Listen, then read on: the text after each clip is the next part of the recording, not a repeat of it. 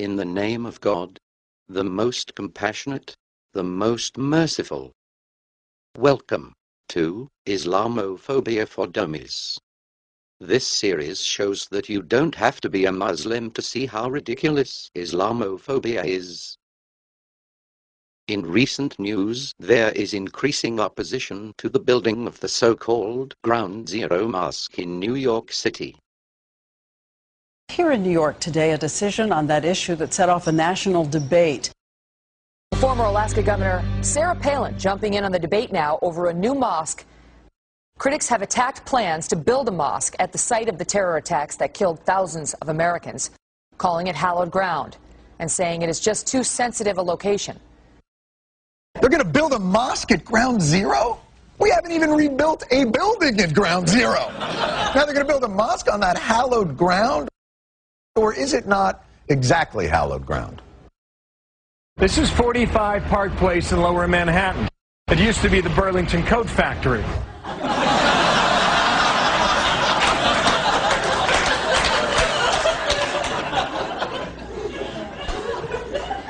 Okay, actually, I think that's a couple of blocks away from Ground Zero. And it's not technically a mosque, it's an Islamic cultural center. So for its critics, what location would be acceptable? A half-mile away. Move it several blocks away. Put it 5 blocks away or 10 blocks away. A 15-block radius. 20 blocks away. Here is the first response about this location. Do you know what it is you're standing in front of right now? You're down near Ground Zero. I don't know. It says masjid. Is that a Jewish magic shop? No. It's not a magic shop. Masjid is a mosque. It's a mosque. Wait, that's a mosque? Yes, that's right. But we're 4 blocks from Ground Zero. Yes, I know. That mosque actually is in the neighborhood I live in. It's been there for 40 years. It predates the World Trade Center. Oh, holy crap, John. 2 mosques near Ground Zero? No, that's not the point. Now I get it. You get what, Wyatt? That's how they're going to take over. They're going to build a mosque every 2 blocks until the city's completely covered. Wyatt, I think you're thinking of Starbucks. I think... Oh, you're right, man. Thank God those people got here first. All right. And now, the second response about this location. But why not a quarter of a mile? Why not an eighth of a mile? Who gets to decide exactly what the mileage difference is? The reality is there already is a mosque at that same location right now where hundreds of people are going to... No, at that same location. There is another one 2 blocks away from that one. Why put another one there? It already is there. It's just a question of rebuilding the same structure. I think what's going on in this issue is being used as a fear-mongering campaign. Indeed, this fear-mongering against Islam has incited widespread religious intolerance and hate crimes. May 10th, Jacksonville, Florida. A pipe bomb at the Islamic Center of Northeast Florida. The bomb went off during evening prayers, and it was powerful enough to send shrapnel flying 100 yards. Fortunately, the bomber didn't know where to place it, so the 60 Muslim worshippers were uninjured. In Brooklyn just a couple of months ago, there was a Bangladeshi man, and he was approached by 3 teens, and they asked him, "Are you Muslim?" And he said, "Yes." And they said, "Go back to your bleeping country." Then they attacked him, and the man was in a coma. And now these are teens that could not be prosecuted as adults. 21-year-old Michael Enright got into a New York City taxi last night, asked the driver if he was Muslim, got an affirmative answer, and then allegedly slashed the driver with a knife across the neck, face, and shoulders. Michael Enright was today arraigned on charges of attempted murder 2 as a hate crime. Let's take a look at some of the biased reporting that is fueling this intolerance and hatred. There's growing outrage over plans to build more mosques and Islamic centers in America. You've probably heard about a lot of the stories, but in New York City, tempers are really flaring over a proposal to sell a Catholic convent to a Muslim group. And now in rural Tennessee, a plan to build a mosque has sparked vandalism, even death threats. And of course, the mosque at Ground Zero. Well, according to one monitoring agency, they said, yes, there's an uptick in the number of mosques that are being built. And of course, accordingly, there are a number of people asking, why are these mosques being built in my community? I think I know the answer to one. Because there are Muslims who live in your community. And they can't And I guess they can't find the prayer carpet room in the church or synagogue? Now let's hear the Islamophobes explain how religious prejudice is not the reason they oppose these mosques. Is it because of the location, Lauren, or the fact that they're being built at all? I think there's a question about why are these mosques being built. There are some people that are afraid, and they're afraid for good reason, because Islamic philosophy and ideology starts in a mosque.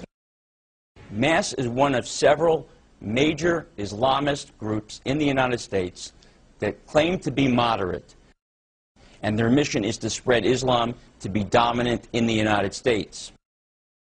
What? One of the tenets of Islam is to spread Islam? That would be like if Christians went places and built churches to quote...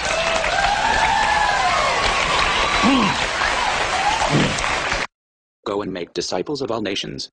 Go ye into all the world, and preach the gospel to every creature. And he sent them out to preach the kingdom of God. He commanded us to preach to the people. It is complete hypocrisy for Christians to attack Islam on this, when the Bible itself commands them to spread Christianity. But wait! Muslims don't just want to spread their religion.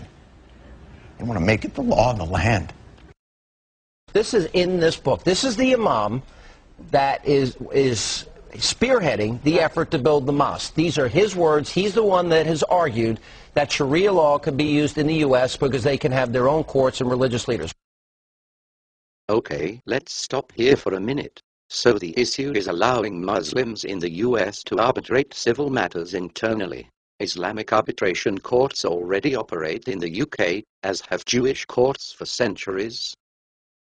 As with any arbitration, participation is voluntary, and especially nothing is being imposed on unwilling non-Muslims. That he would want to impose, or at least allow for Muslims to have the ability to transcend the American court system. Oh, yes. See, the thing about Sharia is, the difference is that no other religious system makes rules for people who are outside the religion. But Islamic law does. What? So I guess in your town I can go buy booze on a Sunday to bring to Adam and Steve's wedding reception? So not only are the proposed Islamic arbitration courts voluntary, but Christian countries and Israel already impose their religious beliefs on others by prohibiting certain activities such as gay marriage and buying alcohol and sharp timings on Sundays or the Sabbath.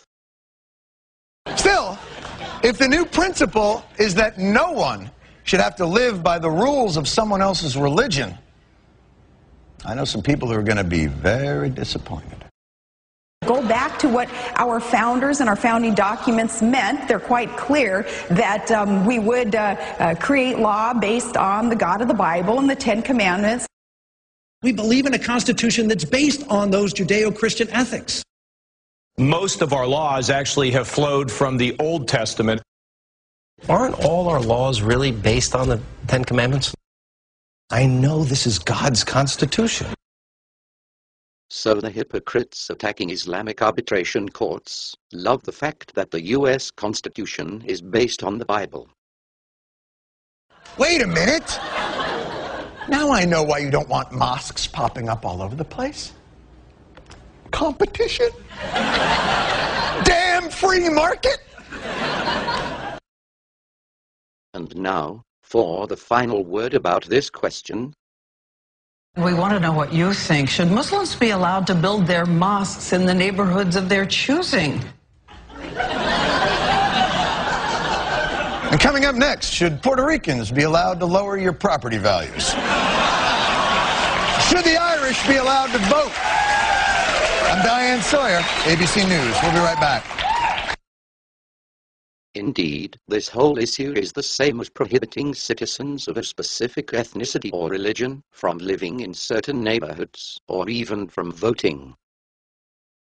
We would like to give special thanks to John Stewart, our Jewish brother in humanity, for presenting this issue in a fair and human manner, and displaying what freedom of religion is supposed to be.